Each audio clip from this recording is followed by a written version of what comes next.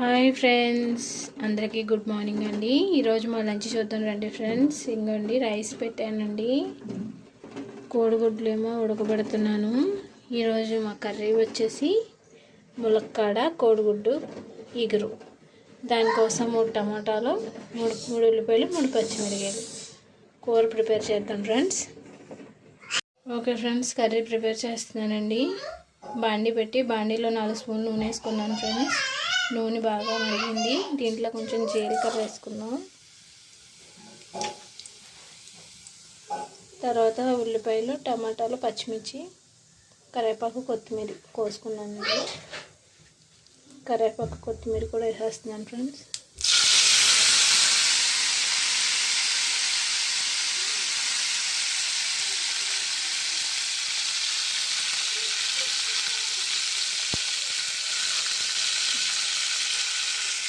దీంట్లో ఉల్లిపాయలు, పచ్చిమిర్చి వేసేసుకున్నానండి.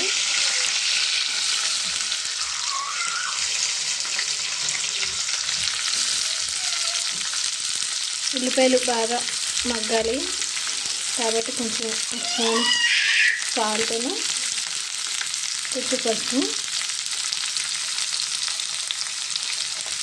బాగా వేయనిద్దామండి. బాగా ఫ్రై అయిన తర్వాత అప్పుడు టమాటాలు వేద్దాం. ఓకే అండి, ఉల్లిపాయలు బాగా ఫ్రై అయిపోయినాయండి. ఇప్పుడు టమాటా వేసేద్దాం.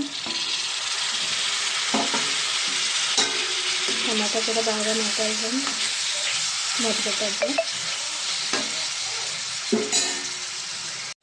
ఓకే అండి, టమాటాలు బాగా మగ్గిపోయినాయండి. ఇప్పుడు మనం ములక్కాడలు కూడా వేసేసుకున్నామండి. ములక్కాడలు వేసేద్దాం. బాగా కలుపుకున్నామండి. తర్వాత దీంట్లో కారమును ధనియాల పొడి వేద్దామండి.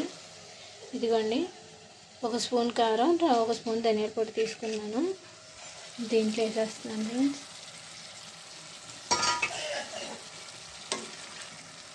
కాసేపు కలుపుకున్నాం.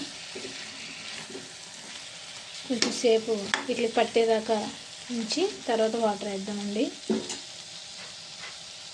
ఓకే ఫ్రెండ్స్, ములక్కాడలు కారం అది పట్టేస్తున్నాండి. కొంచెం వాటర్ వేసుకున్నామండి దీంట్లోని.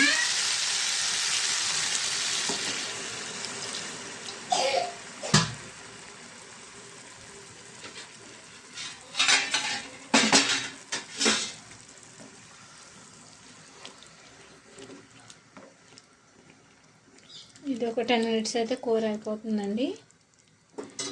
ఇదిగోండి, దీంట్లోనూ గుడ్లు చేసుకున్నానండి. గుడ్లు కూడా వేసేద్దాం ఫ్రెండ్స్. నేను గుడ్లు వేపనండి, ఎందుకంటే వేపితే మా పిల్లలు తినరు. ఇలా పచ్చిగానే నేను కూరలోనే వేసేస్తానండి. వేపితే తినరు మా పిల్లలు, అందుకని వాళ్ళ కోసం నేను వేపనండి. ఓకే ఫ్రెండ్స్, 10 మినిట్స్ అయితే కూర అయిపోతుందండి. ఓకే ఫ్రెండ్స్, ఫైనలీ కర్రీ అయితే అయిపోయిందండి. ఓకే ఫ్రెండ్స్, కర్రీ ఎలా ఉందో కామెంట్ చేయండి. బాయ్.